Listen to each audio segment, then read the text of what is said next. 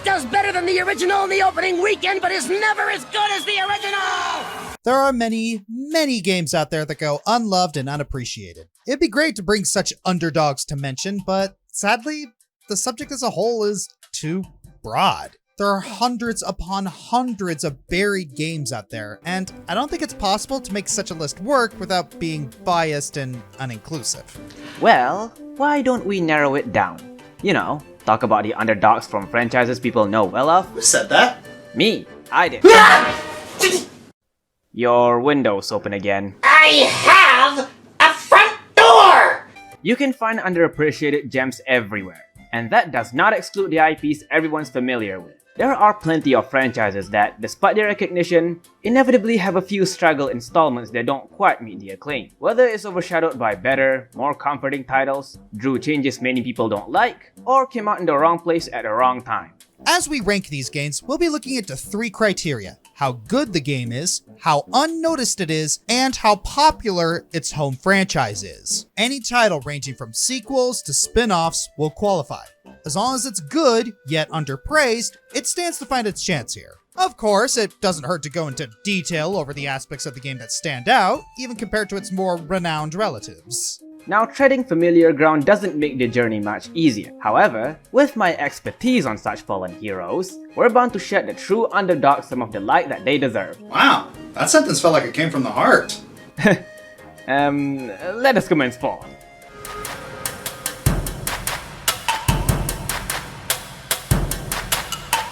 Now, Count, embrace the knowledge of all things Kingdom Hearts! Alright, let me take my time with— No, you're doing it now!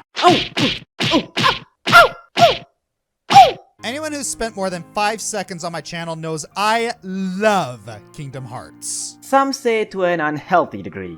Anyway, we're here today to talk about a black sheep in the Kingdom Hearts franchise. Not that one. Not that one either. There you go. You take that back! On this channel, we do not slander Chain of Memories! But you have to admit, it's a very strange game, right? Deck building in an action RPG. What game does that? Okay, you got me. Despite its less than traditional mechanics, I do not look down on this title. The gameplay is fun and brain-teasing, the plot is complex and interesting, and the plethora of viable decks is a blessing. The sleight system is ingenious, and the pixel art style is a joy to look at. My only complaint is that the game is maybe a little too easy to break. I'm looking at you, Raid Slights. As a newbie looking in, I can say it was a bold choice to completely overhaul the gameplay and put the game on a completely separate system, the Game Boy Advance. The original Kingdom Hearts was an unexpected hit, and to be so willing to break the mold for the sequel takes a lot of guts. Not a sequel. Eh? Well, you see, Kingdom Hearts Chain of Memories takes place before 2, but after 1, and also during the second half of 358 Days over 2. They keep going and going and going. Anyway, Count brings up a good point. I did? Oh, I mean, of course I did. Back in the days of the early 2000s, not everyone had access to every console, and the internet wasn't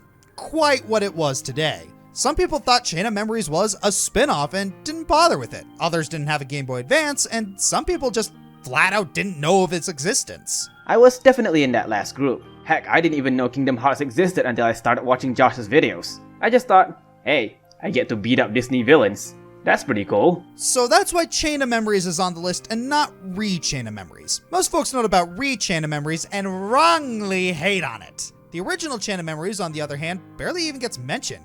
Truly a sad state of affairs.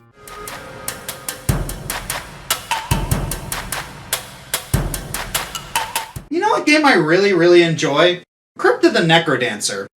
I wish there was a sequel of some sort or expansion that twists up the gameplay in some way. You know there was a Zelda spin-off, right?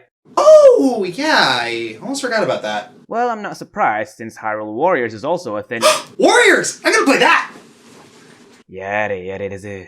Well, that intro pretty much sums up Cadence of Hyrule. The game is a crossover spin-off / sequel of the popular indie game Crypt of the Necrodancer. It combines the rhythm-based gameplay of Necrodancer and uses it with characters, music, and settings from the Legend of Zelda series. Similar to its predecessor, this game is hard. It's a roguelike dungeon crawler that has procedurally generated maps for every save file and allows for little error. The game had pretty good reviews. It even had DLC, which allowed for more playable characters and a new adventure starring Skull Kid. Yeah, That's Skull Kid. It appeared on multiple Nintendo Directs and was officially endorsed by them. But for some reason, no one really talks about this game. Yeah, I know it might be a bit too soon to say since the DLC just came out late last year, but have you heard anyone really talk about this game since then?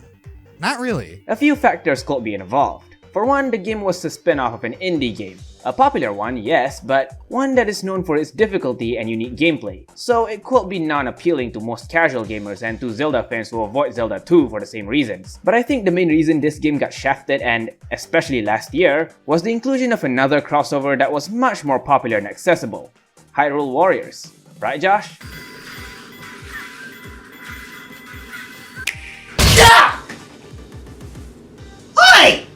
Cadence of Hyrule, despite being a great game with fun and unique gameplay, was overlooked due to its difficulty and being overshadowed by other Zelda games. Not even Skull Kid could help it. But since it's a relatively new game, it is lower on the list. Granted, you could be a wuss and play the game without turning on the rhythm, but really, who does that?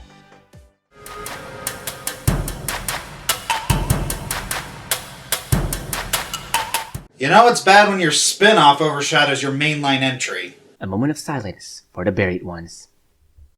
After the original Nier became a surprise cult hit, the small but vocal fans were pumped about what would be next for the series. Well, Yoko Taro, in all his infinite wisdom, decided to make a prequel to the original game that Nier's a sequel to, Drakengard. A prequel that had very little to do with the story of the original and whose canon status was questionable. In other words, a Yoko Taro game. While Nier is a game about a man trying to save his sister/daughter in a world falling apart, Drakengard 3 is about a goddess committing a killing spree on her fellow sisters.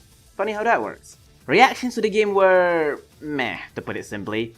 While the soundtrack is still outstanding, most people who wanted a faithful Nier sequel were pretty put off with how different this game is.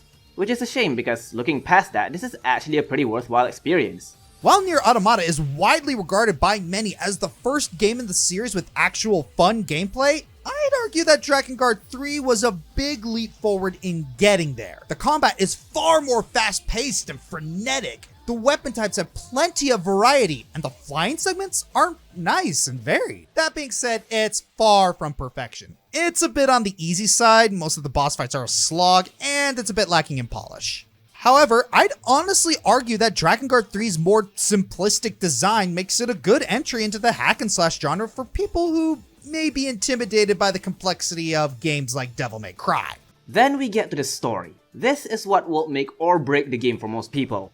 But if you do like your fair share of dark humor, I say this is your ideal package. As the game starts, the first thing we see our hero do is kill the narrator. No! Sorry.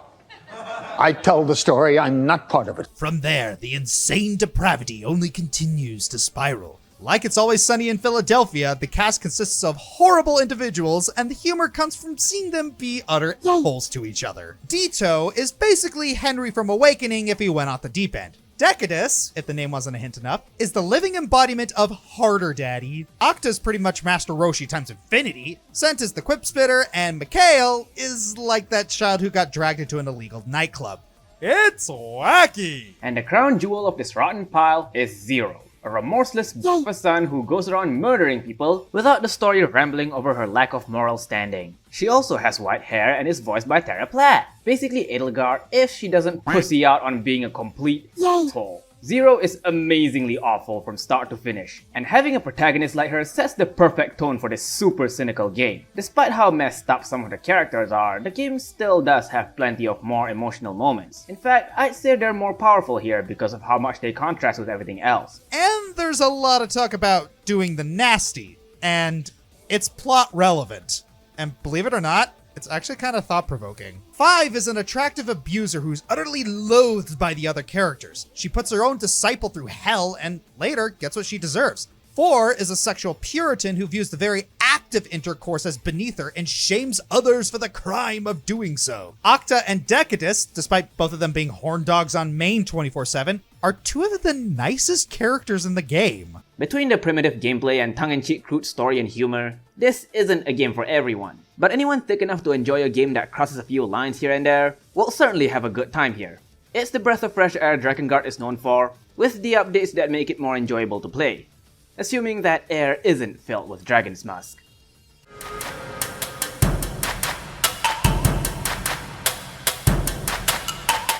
You know, a lot of sequels need to have more creative subtitles. I mean, they're usually either revelations or echoes or... I know, it's like these games live in an echo chamber. Get out. Has that ever worked? No, but it gives me hope! I definitely gotta tip my hat to the Metroid series. It really came a long way from just a Nintendo cult series to a company staple. A lot of that is thanks to the Prime trilogy. The original Metroid Prime brought the series to the plane of 3D graphics when Prime 3 Corruption showcased the Wii's capabilities. Whether that's a good thing still varies, but what about that middle child? I'm glad you asked. Out of the original Prime trilogy, poor Prime 2 Echoes is the one that gets glossed over. Partially because, ironically, for plot reasons, it's still living in the shadow of its acclaimed predecessor. It really didn't help that it came out during a time where the GameCube was kinda fading from the limelight. It's also a bit harder than the first game, which could deter some gamers from giving it a chance.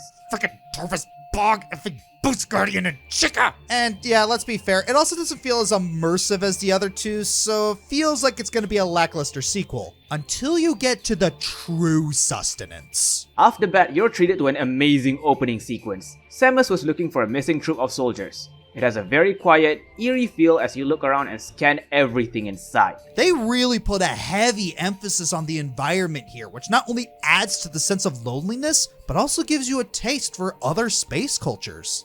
Of course, don't expect the quiet to last for long, as you'll find yourself dragged into battle against parasitic bugs and your own shadowy doppelganger. Yep, they're following up on that cliffhanger from the first game. That's already some progress. There's a lot of subtle visual humanization moments for Samus, like right here. Just look at the way Samus looks at the dead soldiers after watching the log of what happened to them. No words, just her looking over the corpse of the dead soldier mournfully. There's a decent lot of heavy moments in media that don't need words to convey a story. We need more like those. Amen to that. Speaking of improvements, while we still lose some of our abilities and have to do a smidge of exploring to get them back, at least we don't lose all of them.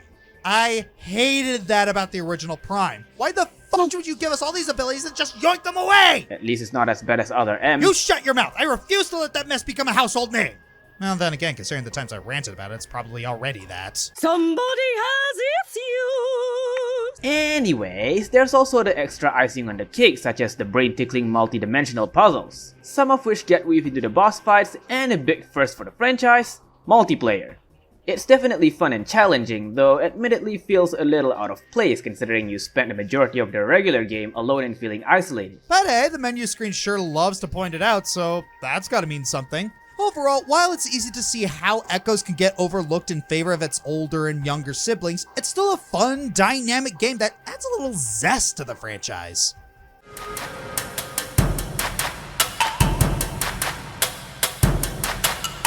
Alright, hands up and be honest now. Who knew that Dead Space had more than 3 games? Yeah, that sounds about right. But yeah, along with the core 3 titles, the horror game franchise had 3 spin-off titles: Extraction, Ignition, and a mobile game simply named Dead Space. Great name, by the way. The mobile title is a fairly decent adaptation, and Ignition, we don't talk about Ignition. Bad comic book graphics and lousy gameplay, Dead Space Ignition was dead on arrival. Or Ignition, I don't know. Alright, I'm letting that one slide because that's too generous. Meanwhile, Extraction doesn't really get too much attention. The reviews were favorable, but it's just kinda there. This is sad because I actually have a bit of history with this game. My brother and I had a ton of fun playing this back in the day, which is kind of the main reason it's on here. And who am I to judge? Even though I don't have as big a connection, I will say that I like the direction they decided to go with Extraction. Instead of the series' regular protagonist, we're focused on a new squad and see how they handle the necromorphs, which is a nice bit of world building, and unlike the other games in the series, this is an on-rails shooter, which I have quite the soft spot for. You'd think that would limit things a bit since you don't get much freedom of mobility. Yeah, no, if anything, the guided experience increases the creep factor, especially when you have to go into the vents. The very vents that were built up in the last game to show how the monsters were getting around so quickly. It's unavoidable, it's utterly terrifying, it's claustrophobic, and my brother and I loved it. It's kind of reminiscent of the House of the Dead on the arcade, only with slightly better voice acting. My god. Unfortunately, it being a rail shooter and an M-rated title on the Wii kinda reduced its traffic. Not to mention it's not really a long game and it kinda just ends. And let's be honest, the graphics aren't spectacular, but again, compared to what? But overlook that and you still get a nice spooky sequel that brings something new to the franchise. I miss Dead Space so much.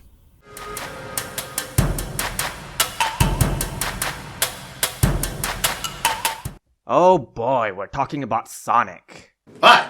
Is that really a bad thing? Well, can a game really be overlooked if the main series game's quality goes up and down more than a GameStop stock? Well, if a game is decent and overlooked, then... yeah? The Sonic franchise has seen better days. Recently, the series has been trying really hard to find some sort of identity. They keep throwing stuff against a wall and hoping it sticks, but it really hasn't. I don't get that all they need to do is make Sonic into a snarky jerk and have him keep running fast. Can't I just have a game where he's always running, never stopping, and set in the world of Arabian Nights? Why Arabian Nights? What? I like the Aladdin TV show. Leave me alone. Well, lucky for you, Josh, because Sonic and the Secret Rings is a thing that exists. A game where Sonic never stops running and sets in the world of Arabian Nights. Yeah, whoever thought it was a good idea to create a Sonic game in a world of 1001 Nights should get something.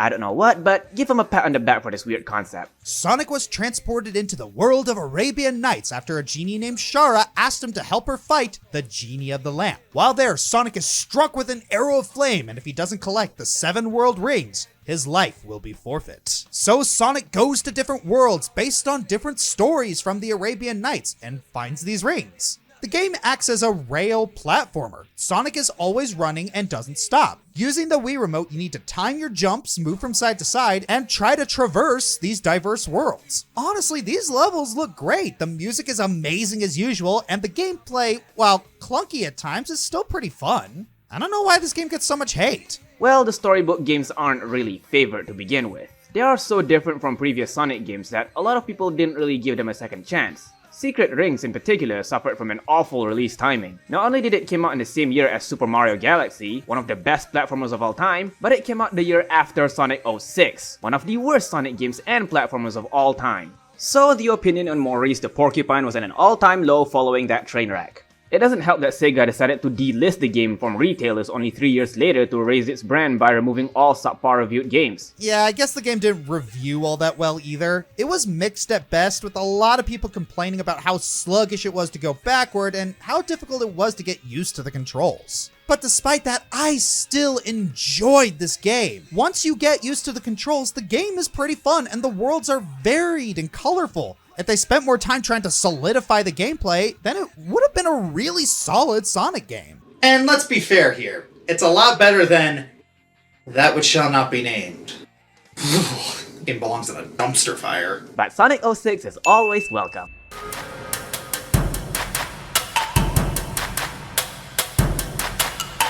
Final Fantasy.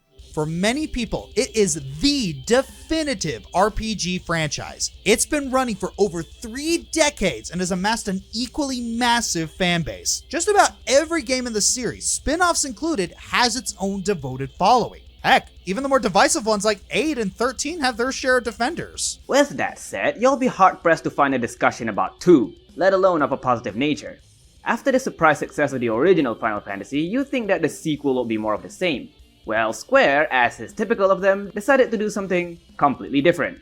While the visuals and music were familiar, everything else took a bit of a distant leap. The story went from your typical collect the MacGuffins to defeat the big bad evil guy I've never heard that one before. to a dark tale about war orphans caught up in a battle against a seemingly unstoppable empire. Several characters, including playable ones, died over the course of the game. While par for the course by modern standards, keep in mind that 2 originally came out on the NES. For the time, this was insane. Of course, the story's backlash is small potatoes compared to the gameplay, specifically the character growth system. In another massive departure from the previous game and most RPGs in general, Final Fantasy II completely forewent character levels and experience points. Instead, you grow stronger based on the actions you took during combat. Casting magic improved your intelligence and MP, taking damage improve your HP, and so on. Unfortunately, this led to an exploit where the best way to power up was to repeatedly attack yourself. The game is pretty much broken as early as the first town. The overpowered spells didn't help much either. So why are we defending this game when it's such a mess? Well, it's simple. When has Final Fantasy as a series ever been balanced? One thing I rarely see people acknowledge is that the games as a whole in this franchise are really easy. Heck, the challenge in half of them comes from not breaking the difficulty into tiny little itty bitty bite-sized pieces. In the first few, this was understandable as games with this many variables were unheard of. Unfortunately, the problem has persisted well into modern games. Whether it's monks in the original, ninjas in 3, augments in 4, half the stuff in 5, the entire Esper system of 6, enemy skills in 7, the entire junction system in 8, Several broken mechanics later. or arithmetic and tactics, these games are far from balanced. Ironically enough, 13, in spite of all its flaws, is a surprisingly balanced entry. Meanwhile, Bravely Default in second, while absolutely deserving of the praise they get, are chock full of exploits. So because of that, we really feel that it's unfair to single out 2 for being broken when nearly every other game in the series is guilty of the same thing. Fortunately, Square Enix themselves actually do care about it. While 2 probably won't be getting any characters in Kingdom Hearts anytime soon, it's got plenty of ports, remasters, and crossover appearances. Huh. Normally it's the fans that are begging a company to acknowledge an overlooked game. Not the other way around.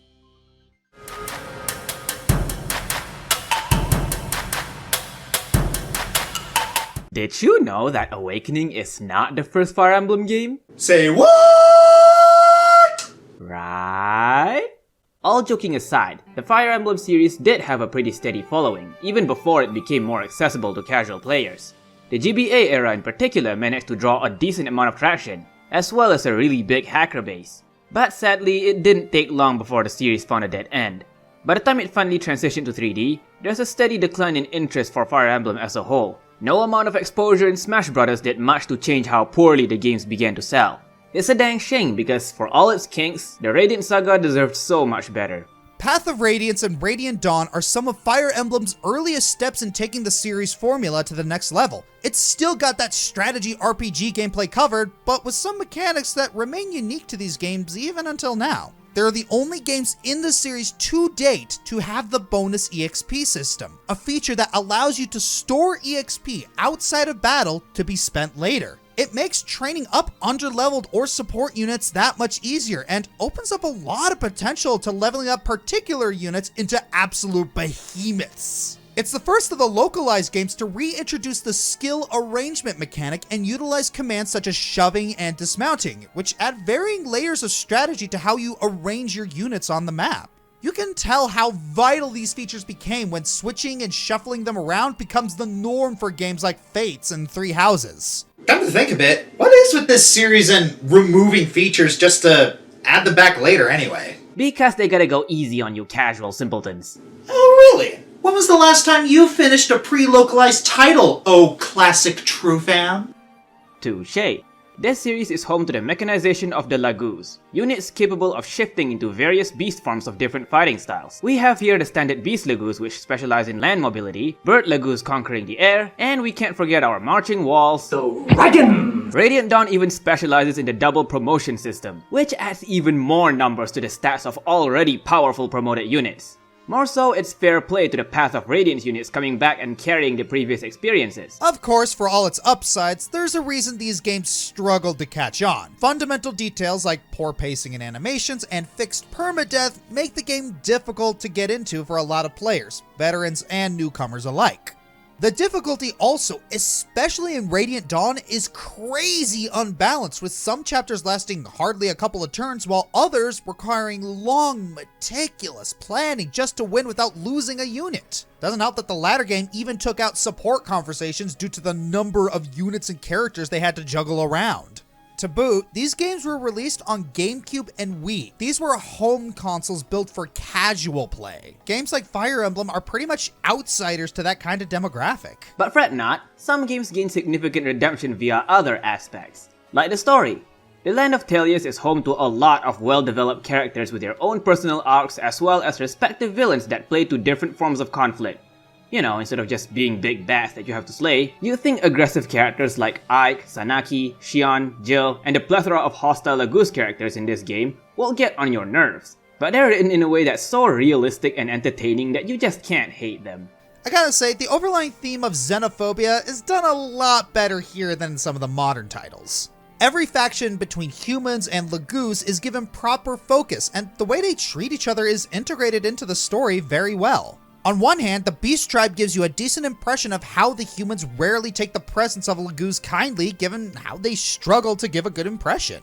On the other hand, the Raven and Hawk tribes are often seen as avaricious, and they themselves don't deny that. Yet still, they both find a common ground when they agree to save the endangered Heron tribe from the threat of purging and slavery. We even get to see in Radiant Dawn how much the relation between factions improves or regresses as a result of their respective influences. It makes the seemingly convoluted world building of Tellius turn out so much more cohesive and believable. These games really don't warrant holding the reputation of dragging the series down.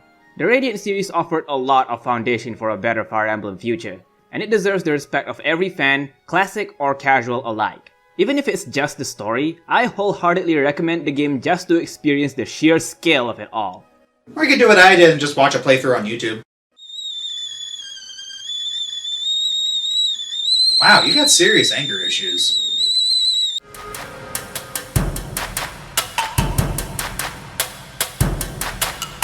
There are few video game mascots with a pedigree that can match that of Mega Man.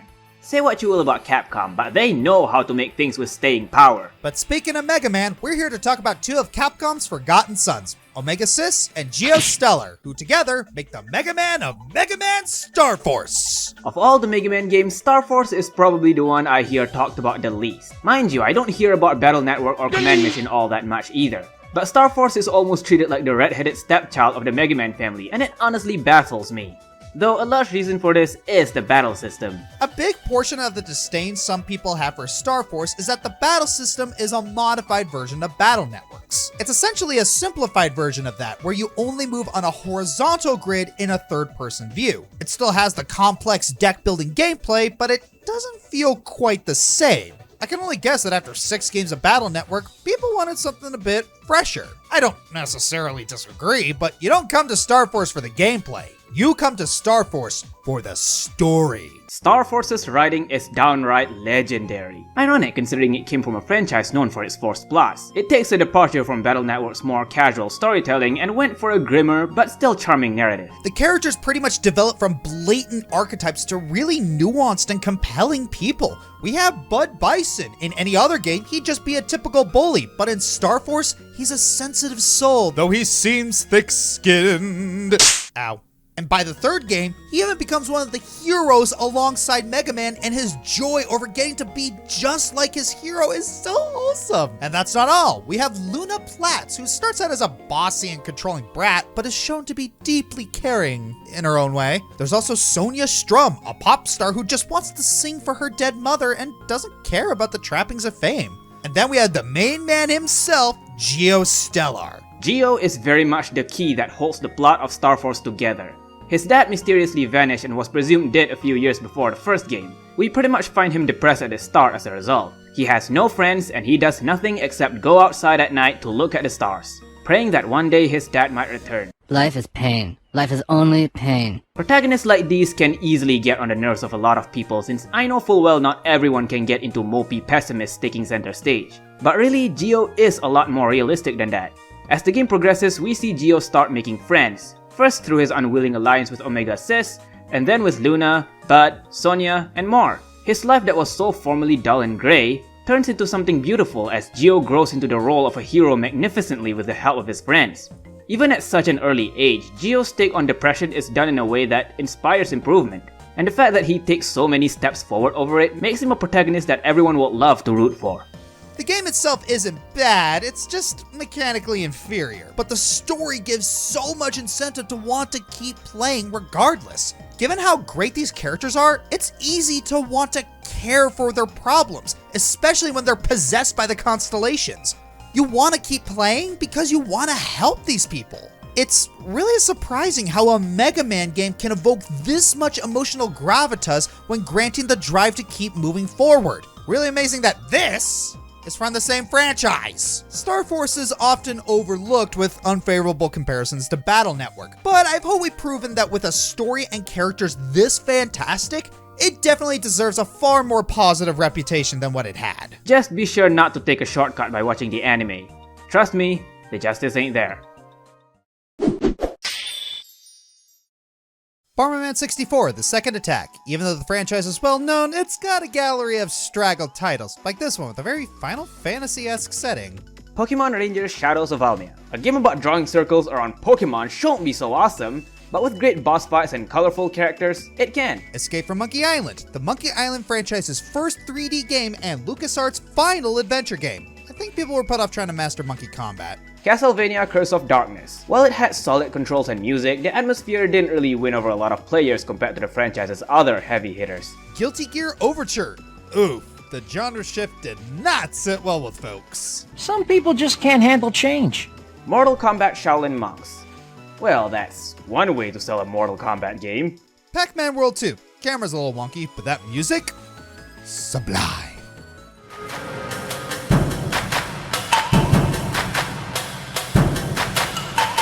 Ah yes, the Mario RPG games. I don't know why a series that supposedly specializes in platformers somehow makes the greatest RPGs, but it does, and fortunately too. These games add so much more personality to the Mario franchise we all know and love, all the while offering so much substance in its gameplay that made it stand out among other RPGs. Nearly all of these games can attract anyone who sires more character and world building from the franchise. From the looks of it, there's enough Mario RPG games out there to the point where we inevitably got a few installments that lost their way in the quest for renown. Granted, some of them deserve it, but what about the ones that don't? The ones that still offer as much substance as the others, but were neglected for a few things they didn't get right. There's a couple that fall into the category, but we settled on the most relevant one. Of course, we're talking about Mario and Luigi's Time Machine. It's Partners in Time, boss. Oh! Sorry, they made them sound so similar. Partners in Time was the second game in the Mario and Luigi series that inherits the action-derived turn-based combat as par with its fellow titles. To briefly sum up what the game is about, the Mario brothers team up with their baby selves to defeat the evil alien race known as the Shroobs from taking over the Mushroom Kingdom. For those of you who have several questions, let's take it one step at a time. Every Mario RPG introduces a peculiar theme that gives it an identity. Superstar Saga with bean aesthetics, Paper Mario with paper crafts, and Legend of the Seven Stars with fantasy-derived ecologies. This has... what else? Time travel! Let's go back in a time machine! The game centers a lot of its world design based on the various locations around the Mushroom Kingdom of the past. It more or less explains how the baby counterparts in the Mario world came to be in the present time, as we see in many of those sports games. Having the bros and the bebes fight together opens up additional commands like double hits and 4-player bros attacks. Now for those of you who question the ramifications of using literal infantry to solve dangerous situations, keep in mind that this is a series where our heroes get away with vandalism, grave robbing, and drug dealing. Maybe don't dive too deep into it. Oh, you like your frostings of darkness in your Mario games? Well, this one's story's got you covered. While Super Paper Mario is a more philosophical and existential kind of dark, Partners in Time leans closer to monster horror. The Shroobs are some of the most dangerous and terrifying villains in the franchise. These Martian mushes pose constant threats over multiple landscapes and conduct sheer abject torture over Toads, Yoshis, and many more of the citizenry across the Mushroom Kingdom. Really shows no matter where you go, you're never safe from mutant space fungi. Dark stuff aside, the game has just as much charm and fun as the other titles of the series. With bright, fun visuals, a perky set of characters, and out-of-bounds humor, it's the exact personality we familiarize ourselves when it comes to these games. You know, baby pancakes notwithstanding.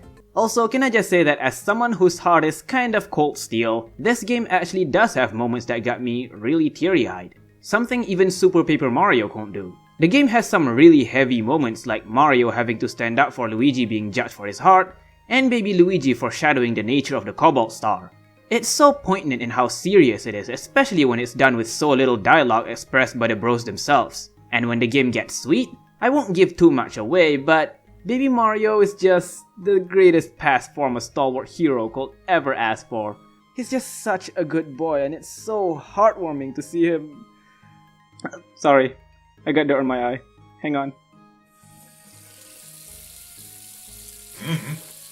For all the wonderful stuff this game brought to the table, it didn't get a lot of accolades. Critics liked the game and gave it outstanding scores, but fans were somewhat torn over the whole package. And a lot of it came down to how complicated the gameplay can get. Bros moves being stockable items shifts the pace of battles dramatically, and some enemies do tend to have way more HP than needed. If you can look past those, however, these problems are merely small bumps that can be adjusted to in time. Using bros moves without having to recover bros points can encourage rapid and creative ways to take down tougher enemies. Besides, stocking up on these items isn't all that hard with all the money the game generously pours at you. It's a tragedy that a game this good is not only forgotten by the fans, but it didn't even meet enough demands for a remake despite deserving it the most. And depressingly, it will never happen given Alpha Dream's turbulence. Still, it's never too late to give this game the long-lost attention it craves. People have come to value Super Paper Mario for its unique perks, so why not this game? It's still part of the golden age of Mario RPGs and deserves to be looked upon the same way as its brethren. If you still have rough opinions on the game's quality, we recommend giving the game another shot. Perhaps there will be something in the game that will win it back its spotlight somewhere near the future. I'm the Fiery Joker. And I'm Count Shaman. And, oh look, it's Monday! And the cleaning lady left her stuff. Ain't no fair! I'm not a pest! And with that taken care of, I need to get started putting better locks on my windows. And a new vacuum too! Well, shut.